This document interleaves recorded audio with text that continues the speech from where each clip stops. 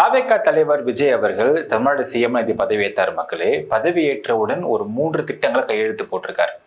இப்போ என்னன்னா, இந்த 3 திட்டம் கையெழுத்து போட்டதுக்கு பிறகு விமர்சனங்கள் அதிகமாக வரப்பெற்றாலும் நாம இதை அனலைஸ் பண்ணி பார்க்குறோம். இந்த 3 திட்டங்கள்ல 2 முக்கியமான திட்டங்கள் ஆல்ரெடி எக்ஸிஸ்டிங் திட்டங்களாக இருக்கின்றனவா டீடைல்ல பார்க்க போறோம் இந்த பதிவுல.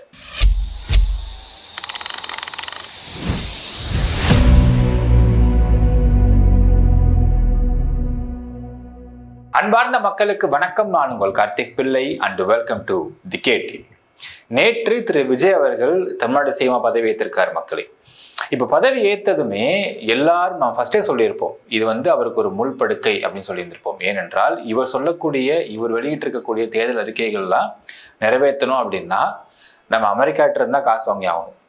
ஸோ அந்த அளவுக்கு இவருடைய தேர்தல் அறிக்கைகள்லாம் பலமாக பயங்கரமாக இருந்துச்சு. ஸோ அதை பற்றி நம்ம டிஸ்கிரிப்ஷன்ஸ் கொடுத்துட்டே இருந்தோம், ஒவ்வொரு பாட்டாக போயிட்டு இருந்தோம். அதுக்குள்ளே ஒரு பதவி ஏற்றதுக்கு அப்புறம் இவர் எதை ஃபர்ஸ்ட் சைன் பண்ண போறாரு, என்ன திட்டங்களை சைன் பண்ண போறாருன்ற ஒரு பெரிய எதிர்பார்ப்பு இருந்துகிட்டே இருந்துச்சு. சரி, அவர் திட்டங்கள் சைன் பண்ணாரு, அது ஒரு பக்கம் பேசுவோம். இன்னொரு பக்கம் அவர் சொல்றாரு, இந்த மாதிரி உள்ள பார்த்ததுக்கு அப்புறம் தான் தெரியுது எது எங்க இருக்கு, எது இல்லை, எது ஆக்சுவலா இருக்கு, எது இல்லை அப்படிங்கிறத நான் பார்த்ததான் தெரியுது. ஸோ நான் ஒரு வெள்ளை அறிக்கை நான் இப்போ சமர்ப்பிக்கலான் இருக்கேன்.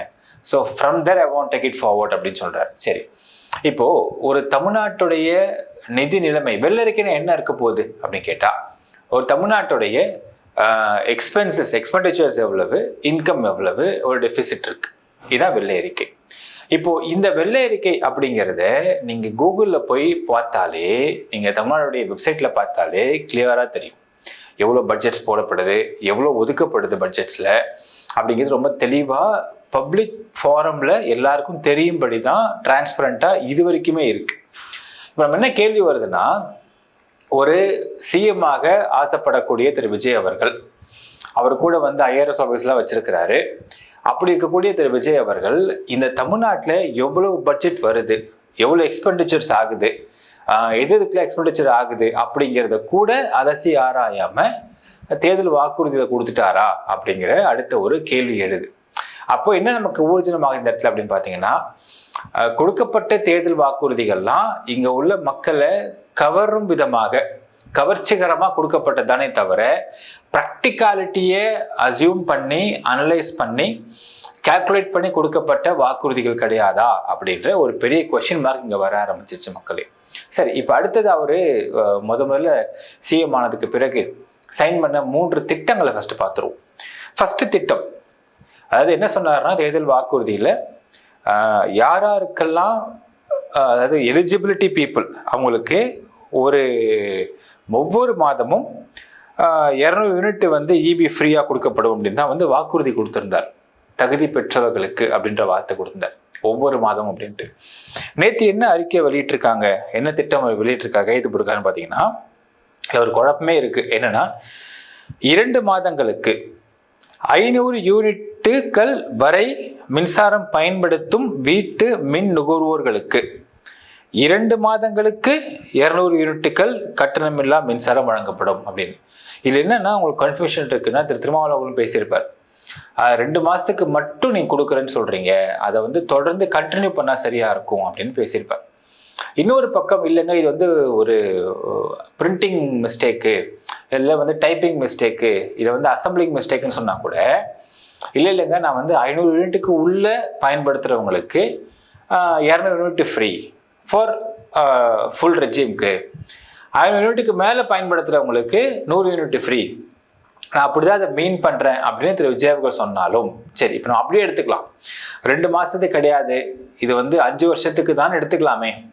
இப்போ எவ்வளவு அவர் குறைச்சு கொடுத்துட்டாரு அப்படிங்கிறத ஒரு கால்குலேஷன் பார்க்கலாம். அதாவது நம்ம இது வரைக்கும் இருந்தது, முதல் 100 யூனிட்டுக்கு 0 ரூபீஸ், நம்ம எதுவும் கட்ட வேண்டிய தேவை கிடையாது. அடுத்தது 101லேருந்து 200 யூனிட் வரைக்கும் நீங்க பயன்படுத்துறீங்க அப்படின்னா நம்ம கட்ட வேண்டிய காசு பர் யூனிட்டு ₹2.35. அப்போ 235 ரூபாய் தான் நம்ம கட்டுறோம் ஃபார் டில் 200 யூனிட்ஸ் வரைக்கும். இப்போ 201லேருந்து 400 யூனிட் வரைக்கும் நம்ம பயன்படுத்துறோம் அப்படின்னா அந்த ஸ்லாப் பார்த்தீங்கன்னா ₹4.70. அப்போ 940 ரூபா நம்ம கட்டுற மாதிரி இருக்கும். 400 வரைக்கும் பயன்படுத்துகிறவங்களுக்கு, 401 490 வரைக்கும் பயன்படுத்துகிறவங்களுக்கு பார்த்தீங்கன்னா 6.30 காசு கட்டுற மாதிரி இருக்கும் பர் யூனிட்டுக்கு. இப்போ என்னன்னா, திரு விஜய் அவர்கள் வந்ததுக்கு பிறகு அந்த 235 ரூபாயை குறைச்சிட்டார். இதை நீங்க பிரிச்சு பார்த்தால் இது தெளிவா புலன்படும். அப்போ 200 யூனிட் ஃப்ரீ எல்லாருக்கும் அப்படிங்கிறதும் கிடையாது, 2 மாசத்துக்கு அப்படிங்கிறதும் கிடையாது. இது எல்லாத்தையும் நீங்க மிங்கிள் பண்ணுங்களேன். ஆக்சுவலா மாசம் போட்டிருப்பாரு, 2 மாசம்னு மாத்திட்டாரு, தகுதி விளைவுகளுக்குன்னு கொடுத்துட்டாரு. சரி, எவ்வளவு குறையுது? 235 ரூபா ஒருத்தவனுக்கு இபில குறையும். ஒரு 2 ஃப்ரைட் ரைஸ் வாங்குற காசு, சிம்பிளா சொன்னாதான். இப்போ 235 ரூபாயால ஒரு குடும்பம் பேர் பண்ணி ஒரு இபியை கட்ட முடியாதா அப்படின்ற அடுத்த கேள்வி. நீங்க பாருங்க, சரிங்க இல்லை சார், ஏன்னா இவ்வளோ பேர் இருக்காங்களே, அப்போ குமுலேட்டிவா பார்த்தா பல கோடி ரூபாய் வந்து கவர்மெண்ட்டுக்கு கொடுக்கல சார்னு கேட்கலாம். நீங்க பார்த்துட்டே இருங்க மக்களே, இன்னும் ஒரு 6 மாதத்துக்குள் ஒரு அறிக்கை விடுவார். நான் வெள்ளை அறிக்கையை சமர்ப்பித்தேன், இபியில் இவ்வளோ டெபிசிட் இருக்கு, அதனால நான் இபியோடைய ரேட், யூனிட் ரேட்டை நான் ஏற்ற போறேன் அப்படிங்கிற அறிக்கையை கண்டிப்பா விடுவார் பாருங்க. கூடிய விரைவில் நம்ம இதை எதிர்பார்க்கலாம். சரி, இப்போ அடுத்தது சிங்கப்பெண் அதிரடிப்படை அப்படின்றத உருவாக்கி பெண்களுக்கு பாதுகாப்பு கொடுக்க வேண்டும் அப்படின்றத அவருடைய அடுத்த ஒரு அறிக்கையை வெளியிட்டிருக்கார், திட்டமாக சொல்லியிருக்கார். சரிங்க, இப்போ இந்த சிங்கப்பெண் அதிரடிப்படையில் என்ன இருக்க போகுது அப்படிங்கிறத நம்ம விசாரிச்சு பார்த்தோம். இப்போ வரைக்கும் என்ன சொல்றாங்கன்னா, அது ஒரு தனியாக ஒரு குட்டியாக ஒரு இது மாதிரி வந்து நம்ம ஃபார்ம் பண்ணிட்டு அதில் வந்து ஒரு ஐஜி ரேங்கிங்கில் உள்ளவர், அப்புறம் ஒரு SP, 2 DSP, 4 inspector, 8 sub inspector, 20 constables தான் இருப்பாங்க. இப்போ என்ன பண்ண போறாங்க இவங்க அப்படின்னு கேட்டால், குற்றங்கள் அதிகமாக நடக்கக்கூடிய இடங்கள்ல ரோந்து போகிறாங்க, மானிட்டர் பண்ண போகிறாங்க, ஸ்கூல்ஸை மானிட்டர் பண்ண போகிறாங்க, காலேஜஸை மானிட்டர் பண்ண போகிறாங்க. ப்ளஸ் அந்த அவங்களுடைய ஒரு பெண்ணுக்கு எதிரான குற்றம் வந்து ஒரு புகார் அளிக்கப்பட்டுருச்சுன்னா அதை விரைவில் வந்து அதை தீர்க்க போகிறாங்க. இதுதான் அவங்களுடைய ஒர்க்கு அப்படின்ற மாதிரி தான் இது வரைக்கும் சொல்லப்பட்டு இருக்கு. இதோடைய ஆப்ரேஷனல் ஸ்ட்ரக்சர் இது வரைக்கும் வெளியே வரல. ஸோ இப்போதைக்கு இதை கொடுத்துருக்குறாங்க தமிழ்நாடு கவர்மெண்ட் கிட்ட இருந்து. சரி, இப்போ இதெல்லாம் இல்லையா தமிழ்நாட்டில் அப்படின்னு பார்த்தா இருக்குதே. என்ன பேரில் இருக்கு அப்படின்னு பார்த்தா நம்ம பார்க்குறோம், பிங்க் பேட்ரோல் அப்படிங்கிற பெயரில் நடந்துட்டு இருக்கோம். என்ன பண்றாங்க அவங்க? பெண்கள் மற்றும் குழந்தைகள் பாதுகாப்புக்கான தனிப்படை தான் அந்த பிங்க் பேட்ரோல். இவங்க என்னென்ன பண்றாங்க? பெரும்பாலும் பெண் காவலர்கள் தான் பணியில் இருக்கிறாங்க.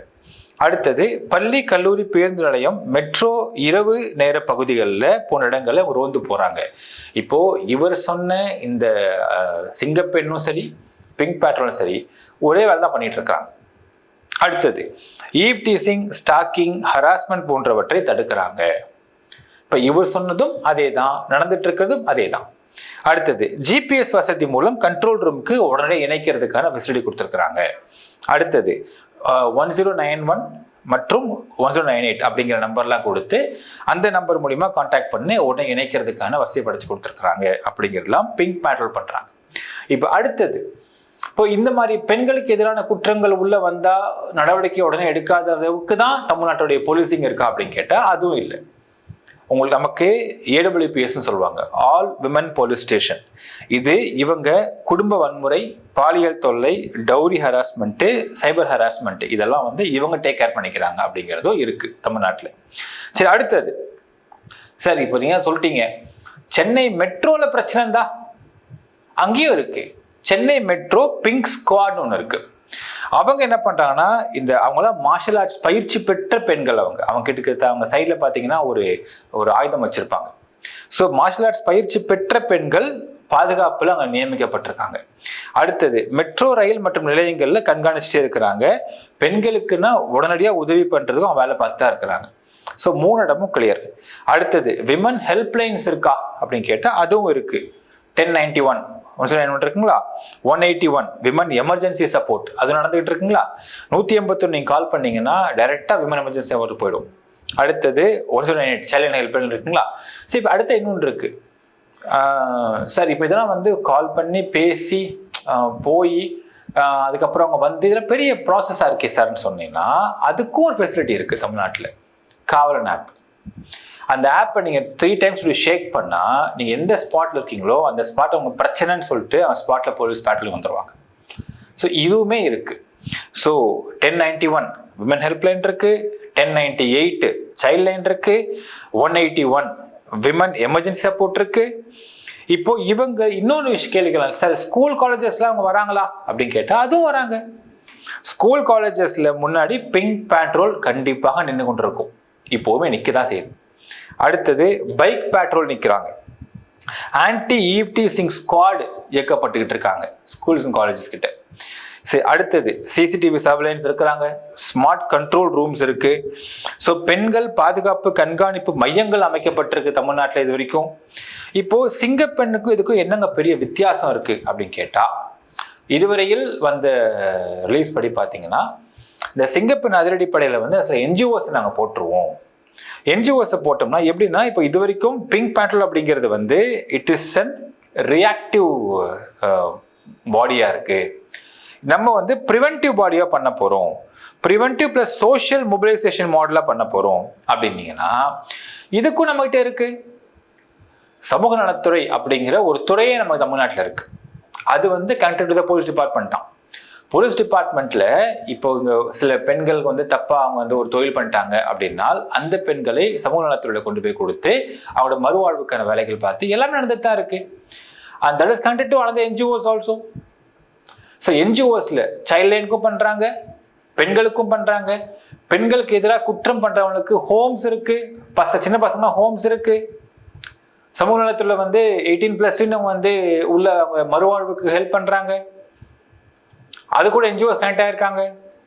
ஸோ உங்களுக்கு ரியாக்டிவ் மாடலா இல்லாம ப்ரிவென்டிவ் மாடலா பண்றேன்னு இவங்க சொன்னாலுமே அதுலயும் நம்ம கிட்ட அப்படி ஏக்கத்தந்து தான் இருக்குதுன்னு சொல்றாங்க. ஸோ இப்போ என்னன்னா, இந்த பிங்க் பேட்ரோல் அப்படிங்கிறது தான் அடுத்தது சிங்கப்பெண் அதிரடிப்படை அப்படின்னு மாறப்போகுதா அப்படின்ற ஒரு கேள்வி இருக்கு. சரி, இப்போ இன்னொரு விஷயம் இல்லை சார், இப்போ இதெல்லாம் இருக்கு, ஆனால் இதோடைய வீரியம் ரொம்ப கம்மியா இருக்கு, நாங்கள் வீரியத்தை ரொம்ப அதிகப்படுத்த போறோம், அதிகமாக விற்க போறோம் அப்படின்னு சொன்னீங்கனாலுமே அதுல என்ன சிக்கல் இருக்குன்னால், இப்போ வரைக்கும் தமிழ்நாட்டில் police department and people ratio, police and people ratio அப்படிங்கிறது ரொம்ப ரொம்ப கம்மி தான். ஸோ இப்போ ஆல்ரெடி போலீஸ் டிபார்ட்மெண்ட்ல உள்ளவங்க தமிழ்நாட்டு மக்களுக்கு போலீசிங் பண்றதுக்கு பத்த மாட்டேங்கிறாங்க. இப்போ இந்த மாதிரி தனிப்படை அமைச்சோம்னா அவங்களுக்கு புதுசா நீங்க போலீஸ் ரெக்ரூட் பண்ண போறீங்களா, ரெக்ரூட்மெண்ட் நடக்க போகுதா, இல்லை இருக்கிற பீப்புளை நீங்க போட்டு மாத்தி போட போறீங்களா? இதுவரையில் வந்த தகவலின் படி பார்த்தீங்கன்னா இந்த போர்டில் ஒரே ஒரு ஐஜி மட்டும்தான் புதுசாக சேர்க்க போறாங்க அப்படின்னும், மற்றவங்கெல்லாம் அதே டீம் தான் இருக்க போறாங்க, இருக்கிற போலீஸ் டிபார்ட்மெண்ட் எடுத்த போட போறாங்க அப்படின்னு ஒரு தகவல் சொல்றாங்க. அப்போ ஆல்ரெடி லா அண்ட் ஆர்டர் பார்க்கறதுக்கும் கிரைம் பார்க்கறதுக்கும் போலீஸ் கம்மியா இருக்கும் பட்சத்தில் இந்த மாதிரி விஷயத்துல அதிகப்படுத்தினால் எப்படி போலீஸ் பத்துவாங்க அப்படிங்கிற ஒரு சந்தேகம் எழுகிறது. இப்போ இந்த மாதிரி இடங்கள்ல இப்போ அதிரடிப்படை சிங்கப்பெண்ணா கண்டிப்பா பெண்கள் தான் போட முடியும். அப்போ பெண் போலீஸ் எவ்வளோ பேர் நம்ம தமிழ்நாட்டில் இருக்கிறாங்க, அவங்க எல்லாம் என்னென்ன டிப்ளாய் பண்ணப்பட்டிருக்கிறாங்க, எப்படி எந்த அடிப்படையில் இங்கே மாற்றி போட போகிறாங்க அப்படிங்கிறதுலாம் இன்னும் ஸ்ட்ரக்சர்ஸ் வரல மக்களே. அப்படியே வந்தாலும் ஆல்ரெடி இருக்கக்கூடிய பிங்க் அப்படிங்கிற அந்த ஒரு சிஸ்டத்தில் தான் இந்த சிங்கப்பெண்றது பெயர் மாற்றப்பட போகுதா அப்படிங்கிற சந்தேகம்லாம் எழுகிறது. இப்போ அடுத்த ஒரு சொன்னார் ANTF அப்படின்னு, அதாவது ஆன்டி நார்கோட்டிக் டாஸ்க் ஃபோர்ஸ் அப்படின்னு ஒன்று உருவாக்க போகிறோம் அப்படின்னாரு. இப்போ இது இல்லையா அப்படின்னு கேட்டால், நான் விசாரித்த வரையில் இதுவரையில் கிட்டத்தட்ட 15 ஸ்டேஷன்ஸு ANTF இருக்கிறாங்க அப்படின்னு சொல்கிறாங்க. இப்போ இவர் என்ன சொல்கிறாருன்னா, விஜய் அவர்கள், இதை நான் வந்து 65 ஸ்டேஷன்ஸாக மாற்ற போகிறேன். எப்படி? எவ்ரி டிஸ்ட்ரிக்டில் ஒரு ஸ்டேஷன், அப்புறம் சிட்டி கமிஷனரேட்டுடைய கண்ட்ரோலில் 28 ஸ்டேஷன்ஸ், மொத்தம் 37 + 28 மாற்ற போகிறேன் அப்படிங்கிறார். இப்போ இந்த 37 + 28 ஸ்டேஷன்ஸாக மாற்ற போகிறாங்கன்னால் அதற்கு ஆள் எங்கேருந்து எடுக்க போகிறாங்க?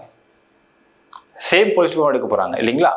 அப்போ ஆல்ரெடி டெபிசிட்ல போயிட்டு இருக்கக்கூடிய போலீஸ் டிபார்ட்மெண்ட்ல இருந்து ANTF எடுத்து நீங்க இப்போ எக்ஸ்டெண்ட் பண்ணி போடுறீங்கன்னா அப்போ அங்க நம்ம கம்மியாயிடுமே அப்படிங்கிற ஒரு கேள்வி வருகிறது. ஸோ இப்போ என்னன்னா, இந்த திட்டங்கள் எல்லாம் இல்லாமல் கிடையாது அப்படிங்கிறதை பார்க்க முடிகின்றது. இதற்கு பெயர் தான் மாற்றப்பட போகின்றதா அப்படின்ற ஒரு கேள்வி எழுகிறது. இப்போ இதுக்கான ப்ராப்பர் ஆப்ரேஷனல் ஸ்ட்ரக்சர் வெளியாச்சுன்னா இதை எப்படி பண்றாங்க, என்ன மாதிரி பண்றாங்க, இதுல வந்து எங்கிருந்து நாள் எடுத்து பண்ண போறாங்க, எப்படி டிப்ளாய் பண்ண போறாங்க, எக்ஸிஸ்டிங் டிப்ளாய்மெண்ட் அதுக்கு சொல்லிருக்கிறாங்க. அப்போ எக்ஸிஸ்டிங் டிப்ளாய்மெண்ட்டை எடுத்துட்டீங்கன்னா அவங்க ஸ்டேஷன்ஸ் ஒர்க் குறைய ஆரம்பிச்சா என்ன பண்றது அப்படிங்கிற இவ்வளவு சந்தேகத்துக்கு தெளிவு பிறக்க வாய்ப்பு இருக்கு மக்களே. But one thing is very clear, என்னன்னா இதெல்லாம் தமிழ்நாட்டில் எக்ஸிஸ்டிங்கான பாலிசிஸ் தான், எக்ஸிஸ்டிங்கான திட்டங்கள் தான் போயிட்டு இருக்கு. இப்போ இவர் வந்து கொஞ்சம் சில எக்ஸ்டெண்ட் பண்ணலாம், கொஞ்சம் சில பெயர்களை மாற்றி வைக்கலாம். ஸோ பெயர் மாற்றும் விஷயங்கள் மட்டும்தான் நடக்க போகுதா அப்படிங்கிறது தான் நீங்கள் கேள்வி. இப்போ என்னன்னா, எல்லாருக்குமான விஷயம் எப்படி இலவசங்களை கொடுக்க போறாரு. நம்ம ஃபஸ்ட்டே சொன்ன பாருங்களேன், உள்ள வந்தா எல்லாரும் சொல்லக்கூடிய முதல் விஷயம் கஜானா காலியா இருக்கு, என்ன பண்றேன்னு தெரியல, எப்படி பண்றேன்னு தெரியல, டைம் தாங்கன்னு சொல்லுவாங்கன்னு. அதே மாதிரி விஜயும் சொல்லியிருக்காரு. இப்போ கஜானா எப்படி இருக்குன்றது கூட தெரியாம தான் அறிக்கையெல்லாம் வெளியிட்டு அவர் ஆட்சிக்கு வந்தாரா அப்படிங்கிற கேள்விக்கு எந்த ஒரு பதிலும் அவங்க தரப்புல கொடுக்க போறது கிடையாது. மக்களே, எப்படிப்பட்ட ஆட்சியாக இது இருக்கும் அப்படிங்கிறதை போக போக பகிரங்க கமெண்ட்ல மென்ஷன் பண்ணுங்க. நன்றி, வணக்கம்.